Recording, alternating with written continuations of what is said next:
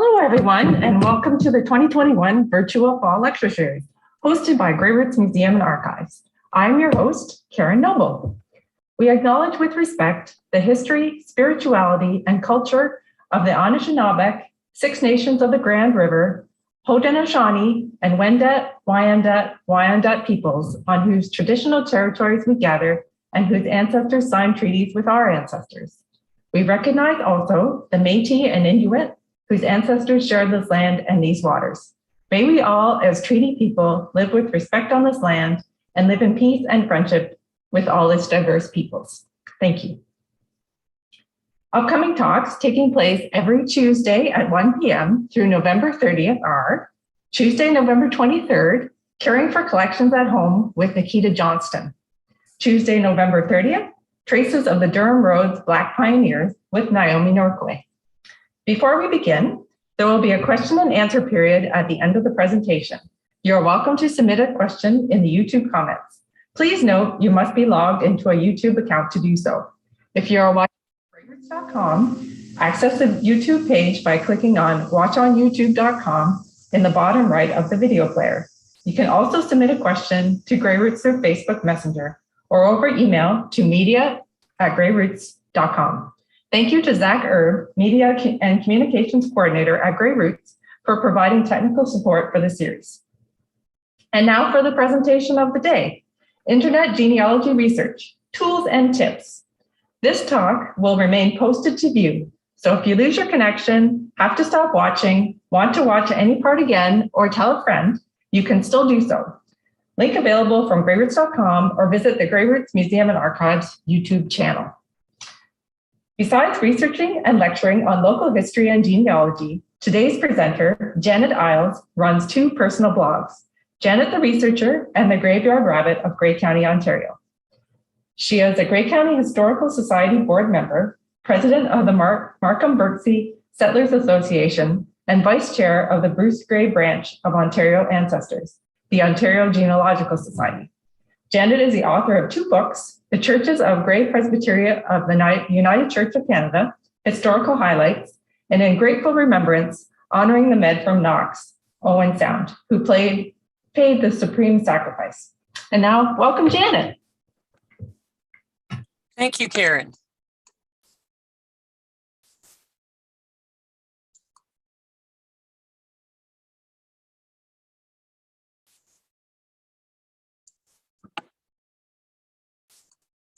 Okay, today we are going to talk about tips for research. And throughout, I will be giving tips. I'll talk about research, free websites, fee-based websites, search engines, subject directories, and I want to talk about some local resources as well. So let's get started.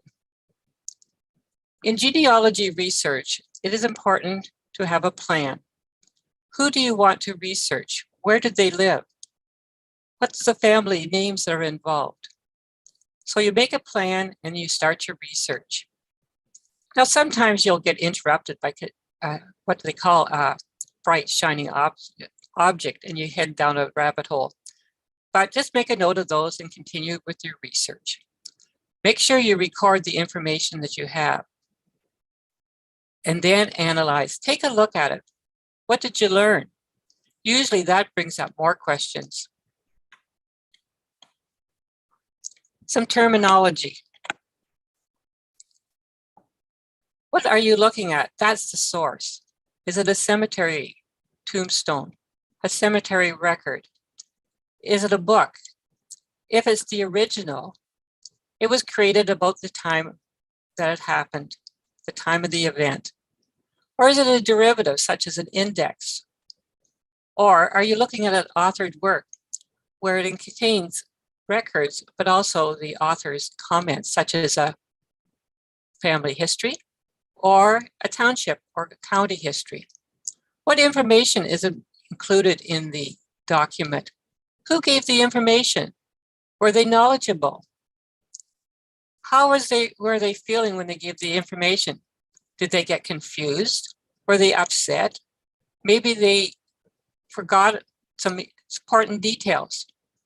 If the informant is an eyewitness, then it's considered primary information for the piece of information they give. Secondary is more removed, and sometimes we don't even know who gave the information. One record that is containing both types of information is perhaps a death registration. The information about the date of death, that's primary information.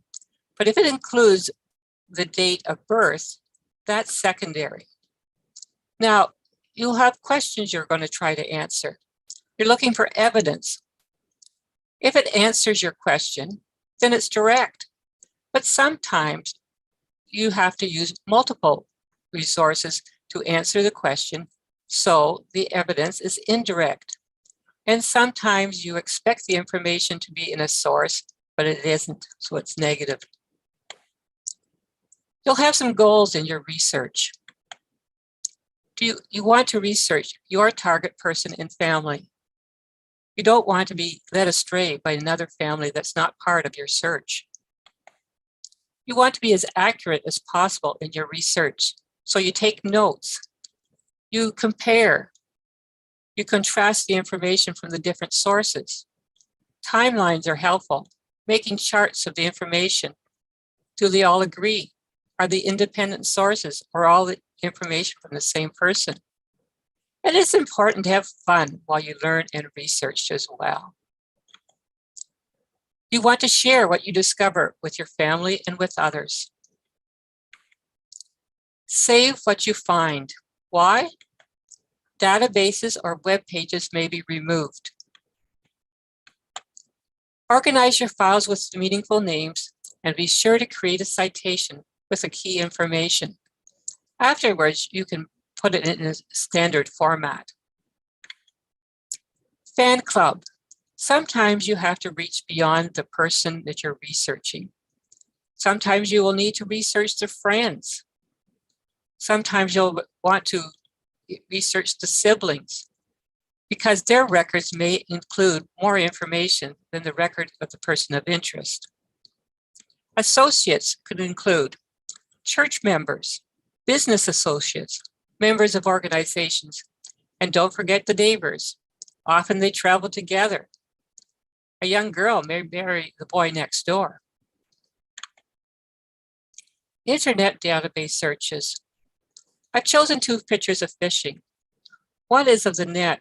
That's when you do a broad search and cast your search wide and you get lots of answers. Not all correct, not all for your person. And sometimes you want to focus your search like you were fishing with a fishing rod. You only can catch one at a time. Now, name variants are important to think about. It's good to make a list of all the different ways you see your name spelled that you're interested in. So here are some ways the Iles name I found in records. Also, because the writing of the document may not be clear, the transcription in an index may include other spellings that don't even look like the original. In addition to the surname, perhaps you will want to make a list of possible first names. Some people are known by nicknames.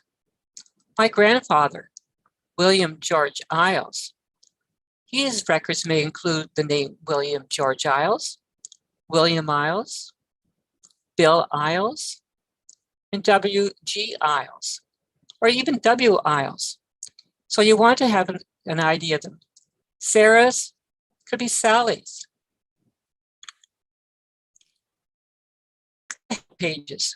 We're all eager to get researching, but sometimes it's a good idea just to take a breath and look at the help, or watch a video or something that gives you some more ideas. Wildcards help you when you don't know the exact spelling. For instance, Ancestry uses a question mark for one letter. Is it Stiver or Stover? The asterisk represents 0 to 5 letters. One name this is important with is somebody that begins with Mick or Mac. You may find in one record multiple spellings for the same person. the family members may not all use the same spelling. So there's one way to do it is M*C*Kenzie can give you Mackenzie, Mackenzie, McKenzie, or Mackenzie.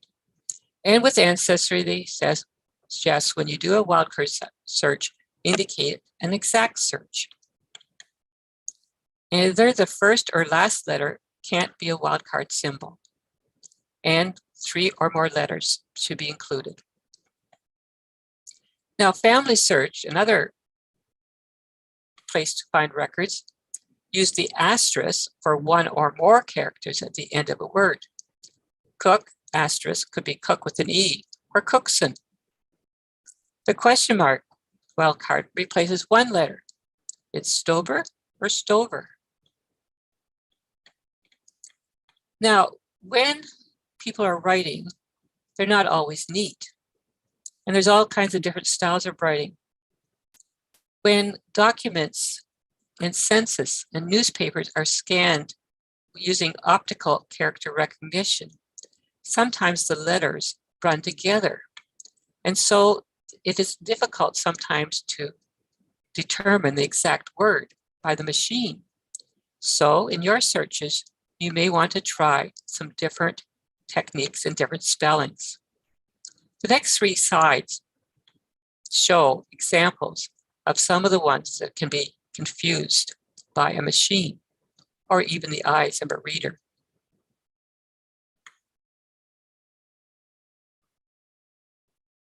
Sometimes I can't even read my own writing. Did I write an S or did I write a 5? Kenneth Marks on the Ancestor Hunt website has included this listing of letters that get confused and that make it sometimes difficult to research your newspapers. He also has some excellent other resources. I suggest you check it out. One of my early searches before the internet was for my my great-grandmother and my great-grandfather, George Iles and Emily Pugh. Now, when I first looked at the records, I was looking at compact discs, and it was a transcription only. And her name was spelled Emily Rue. And the only way I found her was finding George. And George's last name was spelled with an extra L, I-L-E-S. They were in the household of William Clifford and Hannah Clifford. Emily is listed as the granddaughter, and this led me astray, for she is indeed the stepdaughter of William Clifford, Hannah's second husband. So this is what FamilySearch shows. When I go to Ancestry, it is indexed originally as Emily Rue, but you are able to add an alternate information. And so Emily Pugh is added and it's searchable now. Looking at the information, you can see that granddaughter is a relationship to the head of the family. She was born Stoll in the Wold. They're living currently in Broadwell. She is now working, she's now 20 years old, so she's working as a domestic servant. Now, when you get a chance to look at the actual image, now originally I saw it on microfilm, but it's now available to see online. I could look and see that the Pew, the P, was with a flourish, and they thought it was an R. Pew, P-E-W, was written instead of P-U-G-H. So here is a little larger that can help you see. So William Clifford, head, married, 56. Hannah Clifford, wife, married, 54. Emily Pugh, granddaughter, unmarried, 20. George Iles, visitor, unmarried. So George was visiting the night before. It's important to learn what types of sources might answer your questions. It depends on the time period and in what part of the world you're looking. Also, some records have just disappeared or never were kept because it wasn't considered important. For instance, the census in Canada, the most recent one that's available publicly, is 1921. In England, it's 1911. Next year, the 1921 will be available in England because you only can see to 1911 currently. Now in the United States, their most recent one is 1940. And next year, the 1950 census will be released. FamilySearch is a free website, and it has what they call a wiki with different people providing information. And it is a wonderful resource to have because there are so many records that can help you with your research. So on the wiki's homepage, it has a list of localities shown on a map. You click the list of all localities and that pops a drop-down box and you can choose the country that you wish to do. I recommend, if you're especially new to research, use the Internet Family History Research page on the wiki. It provides a lot of detail. Some of this I'll cover today, but each of these topics could give multiple talks. It also includes information by locality. So if you're interested in German genealogy, then this is a resource that might be helpful for you. It gives you examples of how to do the research, the record types, good strategies, having word lists of those common words for birth, marriage, and death, for instance. They provide German word lists. Some of the early records would have been in Latin, and some areas move back and forth between France and Germany, so there may be some French word lists that might be helpful. Some of the German handwriting has changed, so you might want to investigate the handwriting pages. So let's look at some searches. FamilySearch has recently changed the formatting of their website. And of course, every time some website gets changed, everybody grumbles as they try to figure out how to find the searches they want. So this is what it looks like if you choose search, and it comes out with a search historical records. One good place to investigate what's available on a site, does it have a catalog of the different resources? As you start to type, it will bring it down a word or words that match the search. So I wrote partly Owen Sound, but it recognized that I was writing Owen Sound. Now their catalog is organized larger to smallest. So Canada, Ontario, Grey, Owen Sound. But because I only wrote Owen Sound, it still was able to find it. Naturalization records on FamilySearch. As I look to the bottom of the screen, it shows me that it's located in the Family History Library. But on the right, it does show me that their records have been digitized, so there are images. Early in my research, the Hemingway connection. And one of the Hemingways who lived in Canada and was born in Elmer, Ontario, moved to the United States and was big in the banking industry down there. This is a book. It has been filmed, and so it's available to view. Now, I saw it originally in film when I brought it into the Family History Center locally, but I also had a chance to see the actual book when I visited Salt Lake City in the Family History Library. When you're looking at a microfilm, it's important to note where in the film you might find the database or the record set that you're looking for. In this one, it's on item 11. Historical images. There are many images that are not indexed by the name. The Family History Library has recently completed digitizing all of its microfilm that was stored in the vault. As I start to write Owen Sound, it does a drop down and it brings a list of places beginning with Owen. So I grab the one I want, but it also lets you do a more extensive search by place. You can do more search and it can add date and life event if you wish. And this is important if there's a lot of records that have been digitized. In the advanced search, it expands to record type, creator, DGS number, custodian, and keyword. And the number at the top keeps growing as you're filling in the form. So the search for Owen Sound came up with 22 results at this time. These are primarily land records. When I click on the one choice, it brings up a film strip. Then if I increase the size of the image that I clicked on, then I can see, I can look at the actual document.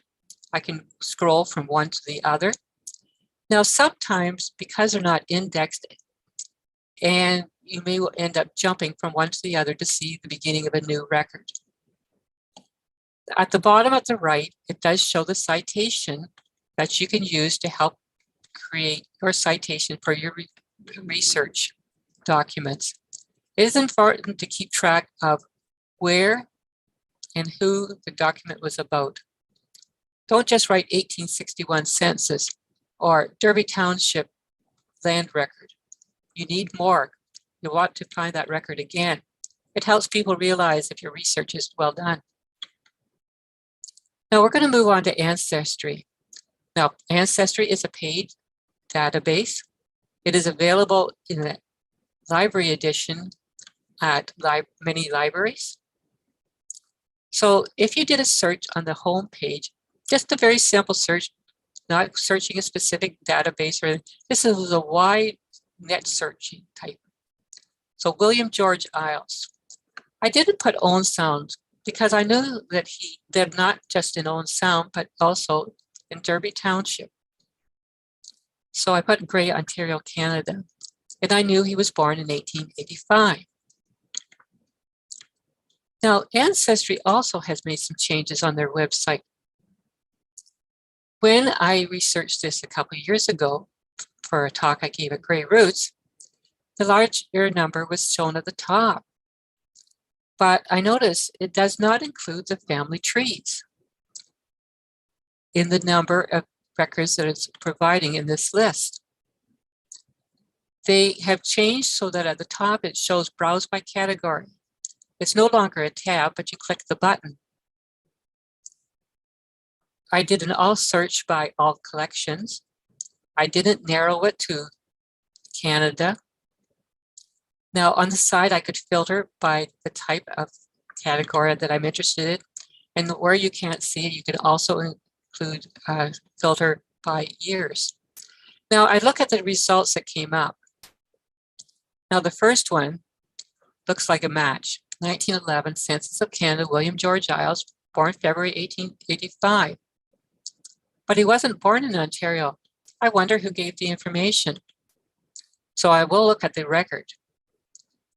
Find a grave and the GenWeb cemetery index also look like a match, the information I know.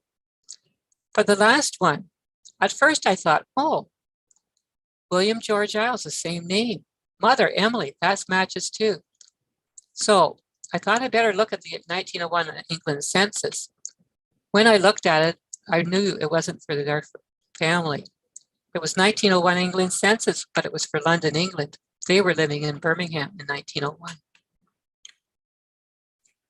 You can also browse a database. The Ontario Canada Deaths and Deaths Overseas database began July 1st, 1869. But I noticed in the browses collection, there are some records for 1865 and 1868. And as a curious person, I'm going to look at those too, even though I don't expect to find somebody that I know. Read the description of the contents of the database. This is very helpful. It gives you an idea of the scope of the information that you're going to find. Also, the information changes as the time progresses. It began, as I said before, July 1st, 1869. Each province has a different starting date for their records. Military deaths for overseas are from 1939 to 1947. Be sure to use the tools provided. You'll need to enlarge the record to see. Look at the suggestions. The citation provided will help you prepare your more detailed citation, and you can download images. So let's look at some of these tools. Now, one thing I have noticed is in some of the filming of or digitization of the records, such as the census, the headings at the top are very blurry. So I find it's useful to look at the 1911 form, for instance, to see what the headings are properly asking. Are they asking for the age that current year or their next age? Now, this is a record for Robert Harkness of Sydenham Township. In the 1911 census, they asked for the birth date, and so they gave July 1852. But unlike the 1901 census, it doesn't give the exact day. Now, of course, this information may not be 100% accurate. In 1921, they didn't ask the date of birth at all, and I was not at all happy when I discovered that with the 1921 census. Over on the right, you see some suggested records. It may not be the same person, so look very carefully at the images in the information that's provided. I like to save this index page as well as the image as records as well. And as I look further at it, I want to look at some of the tools. And as you can see from the image, it's not very clear. So I will want to use the slider at the right to increase the size.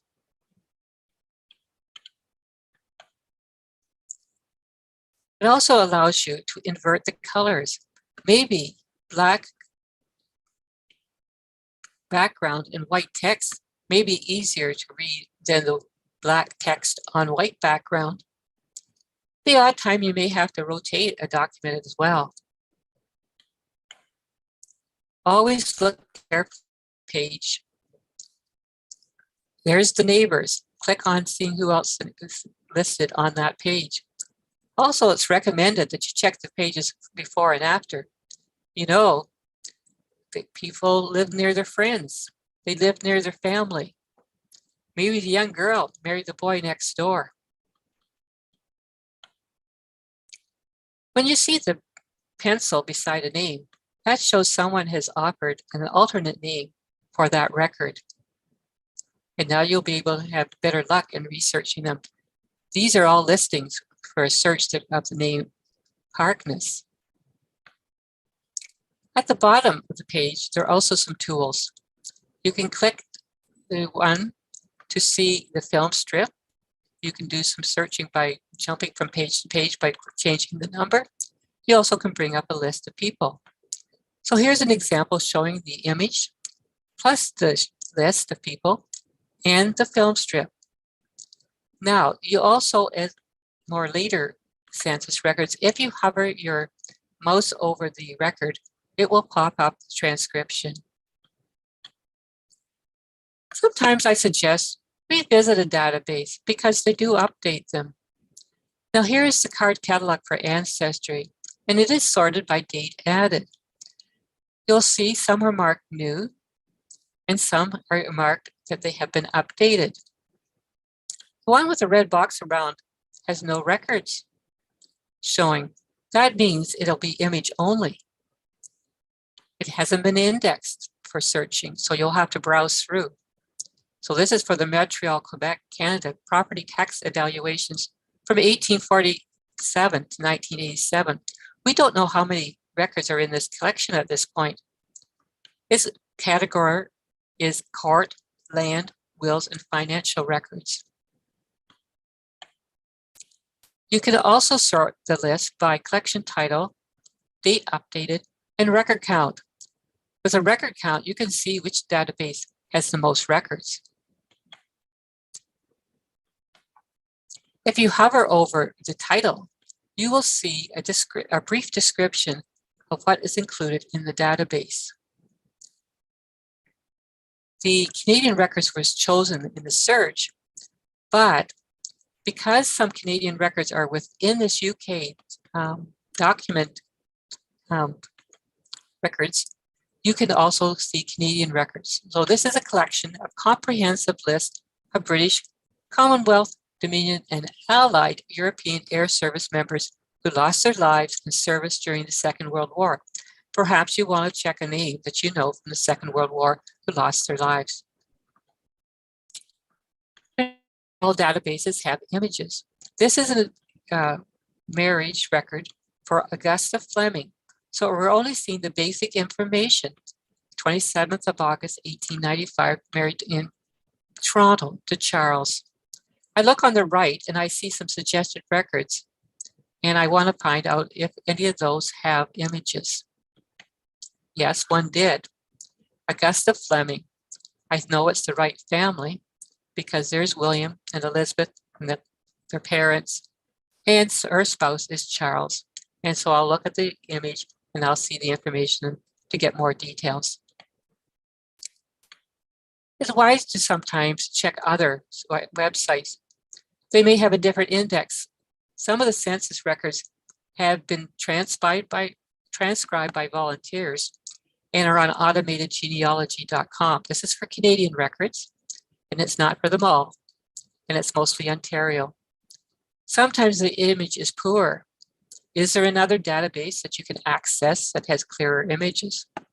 Sometimes a page is missing, such as in the marriage records for Ontario, where the record covered 2 pages. I'm just going to mention a couple of the other paid subscription. My heritage is primarily European in focus, but it does include American and Canadian records. If I can refine it by location and I choose Canada, you note that Quebec has the most databases within this collection, second by Ontario, but the others have very few. Find My Past has a greater English focus, and I don't have a subscription to this one, but I am able to do a preliminary search, but I do have a login. So I decided I wanted to research the 1939 register. Canada also had a register at the beginning of the war. So I searched a cousin, Norman Kavanagh. He has visited Canada, and I have visited the family in England. He's now deceased. They have a privacy rule of 100 years unless they know someone is deceased. Now, because I don't have a subscription, I can't actually look at the image or the transcript, but it does tell me that he was born in 1920. That's a match. And it gives me his exact address in Birmingham, England. So at some point, I may decide that I want to subscribe or subscribe for a short period of time so I can get access. Next year, the 1921 census is going to be available, and they are going to charge a nominal fee. Search engines. I'm not going to spend much time on search engines today, just this one slide. If you're interested in learning about how to search Google, then I recommend that you check out Lisa Louise Cook's Genealogy Gems website. Thursday mornings, she has 11s with Lisa. Now, of course, in Ontario, we watch it at noon, but you can see it later on YouTube as well.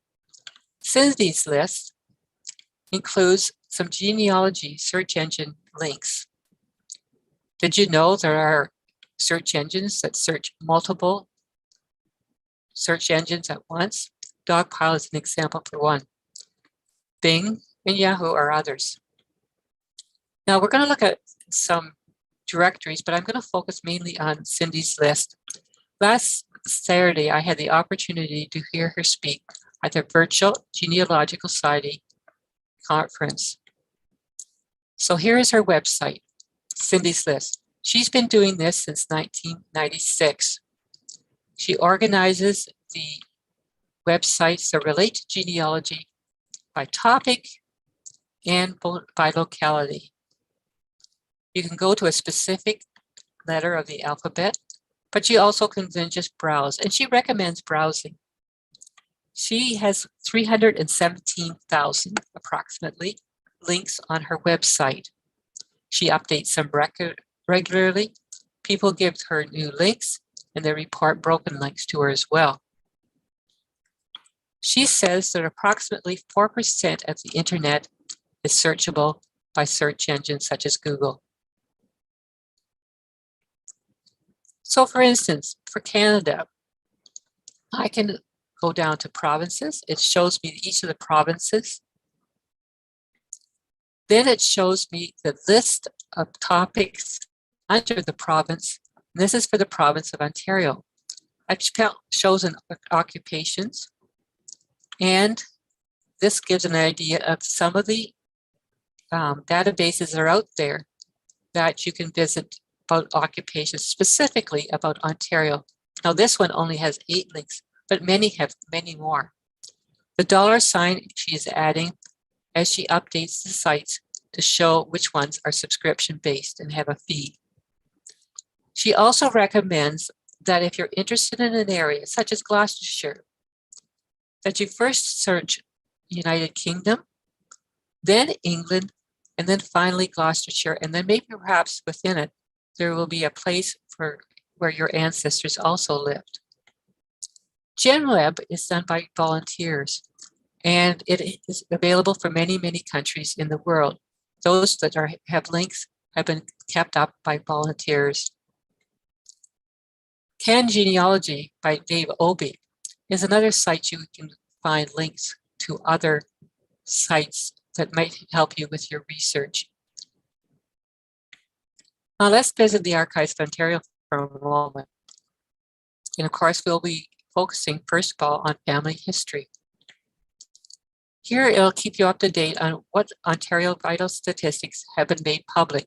These may not all be available yet on other sites. Ancestry has more up-to-date ones than FamilySearch.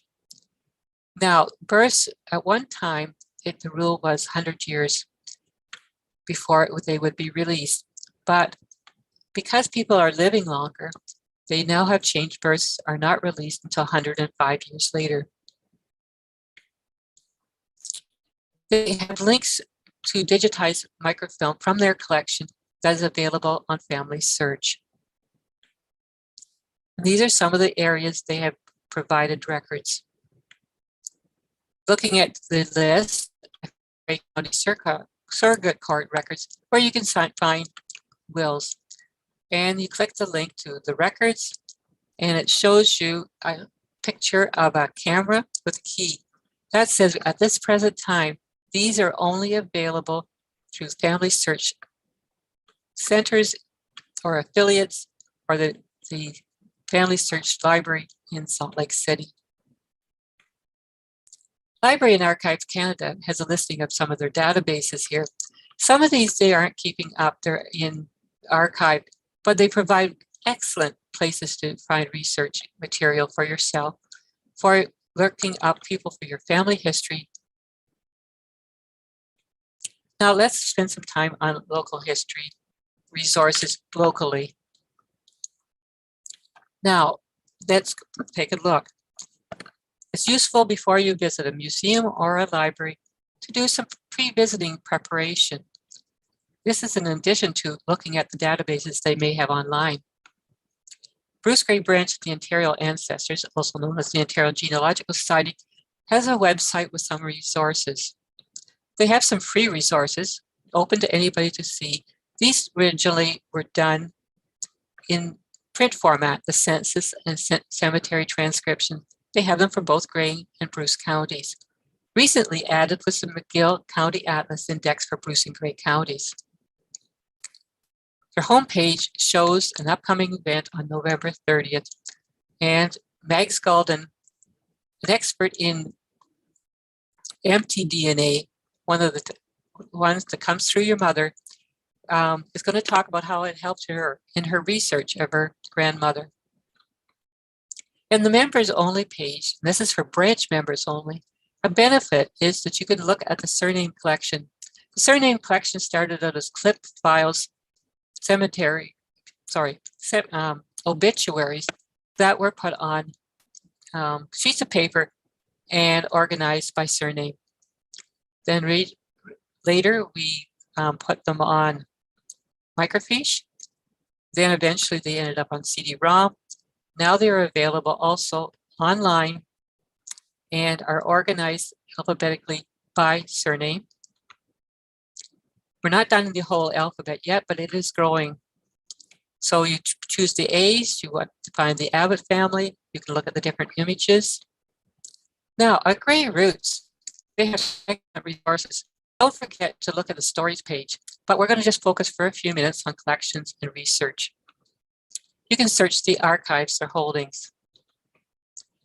So there's some help that is good to find out how you should enter your information. So I did a quick search derby, and I did put a year of creation just for fun.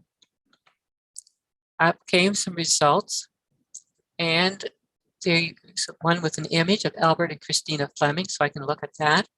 But assessment rolls.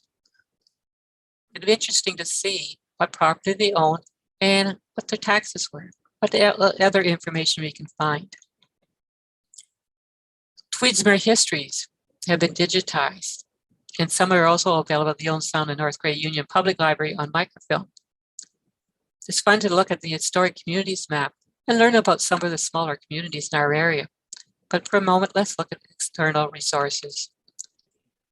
There's a large number of these. It is helpful before you go visiting archives or a library. What resources can you see before you go? And use your valuable time to look at unique records or those that are originals. If you're looking at this grouping of maps and geography, if you're interested in Chatsworth, there are two available, 1896 and 1904. You can see how the community has grown between those two dates. What buildings are there? What are they made of? Who are the neighbors? Are there any neighbors nearby? One of the libraries that I'm going to mention is Hanover. There are resources at all library websites through their catalog or perhaps by databases. But look at the screen, what is available, what years are covered. So in their obituary database, I just went to the A's and I looked at the record for Agnes, who was born in 1908 who died in 1908 but was born in Hamilton, Scotland. Now, there's an I beside at the end of her listing, and it says she died in Manitoba.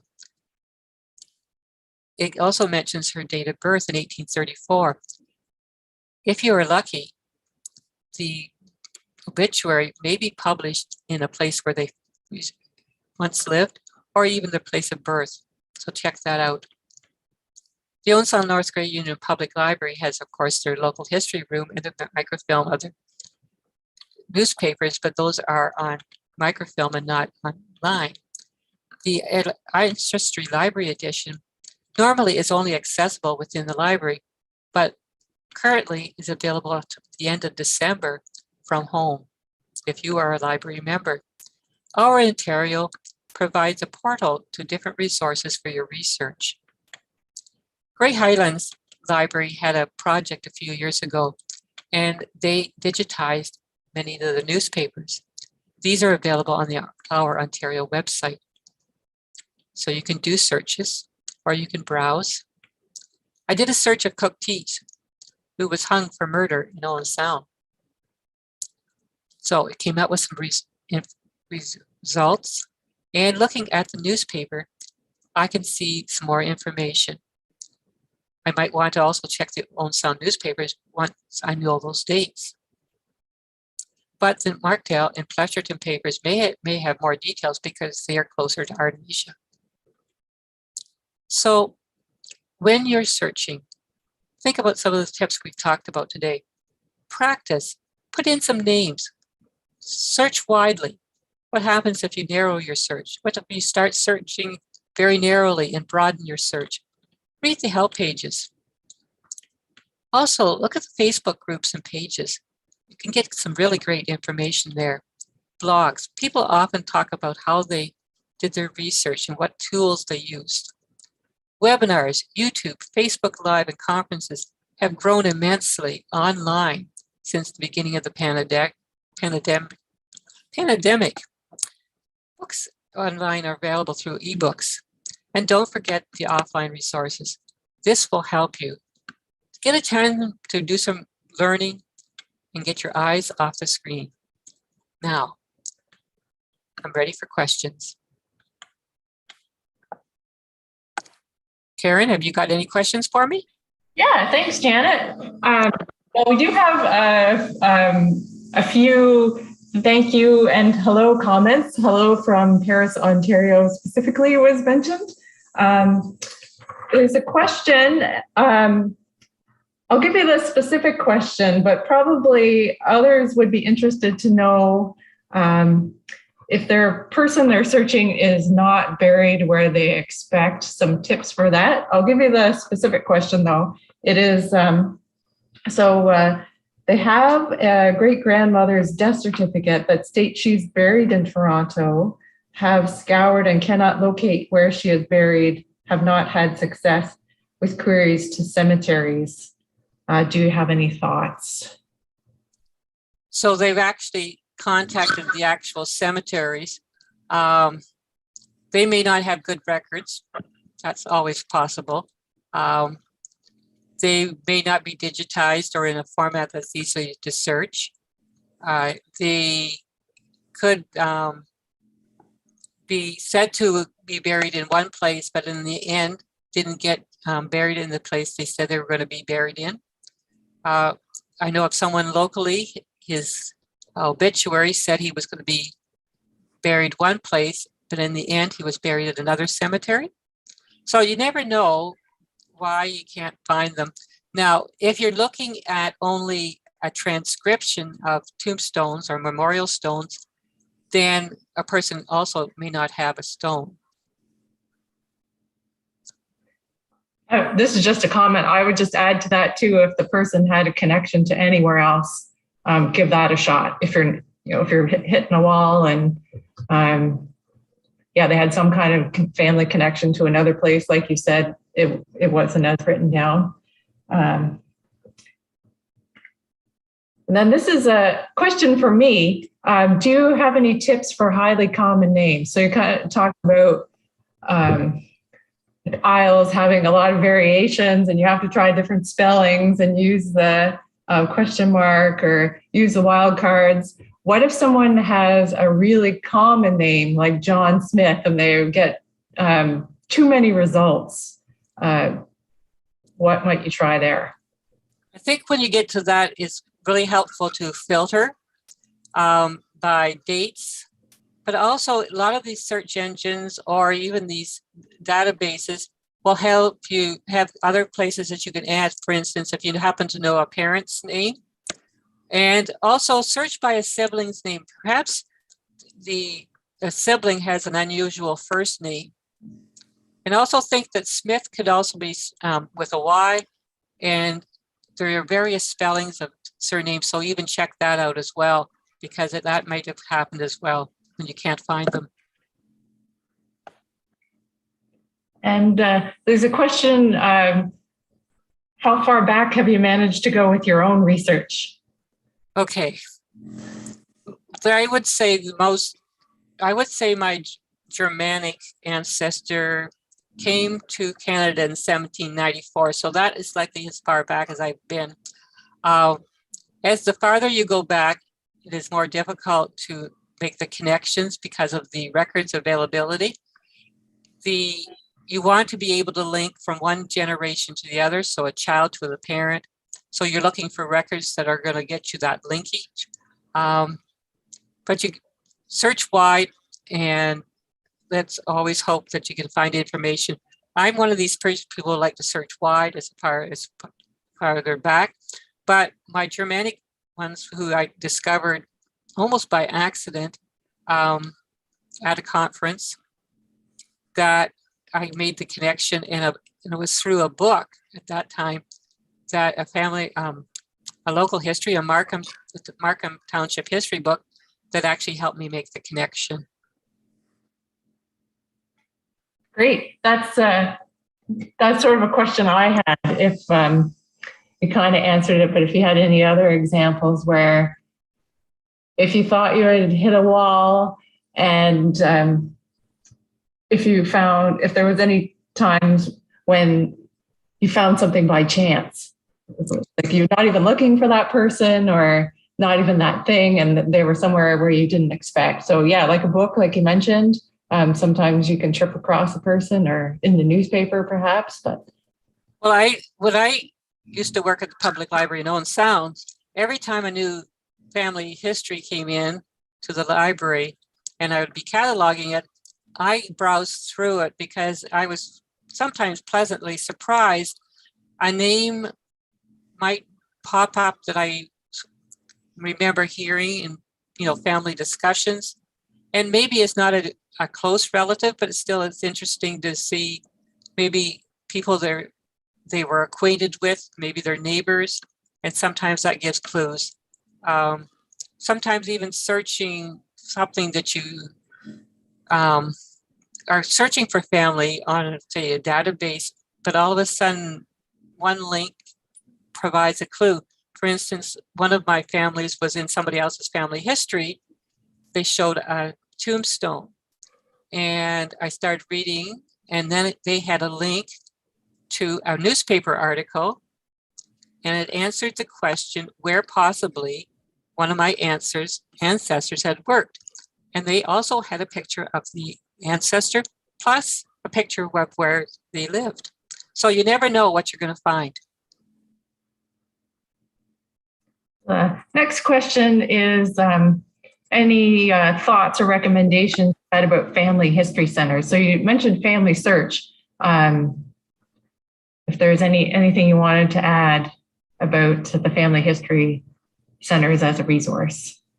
It's an excellent resource because we have one just on the outskirts of Owen Sound in the former Derby Township, and they have databases that normally you would pay for, but they have available through their family history library portal that you can access while you're there for free.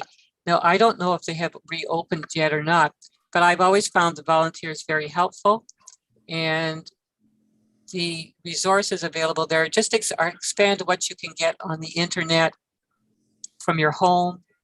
And I found it very useful. And then, of course, in the early days when we could bring in microfilm, that just broadened what we had available, because that was all before the internet was even available. There's a question here, Janet, about any comments you might have about Canadian military archives. I guess Library and Archives Canada put up a lot of material about World War I. There's no specific type of record, just military sources, if you had any thoughts.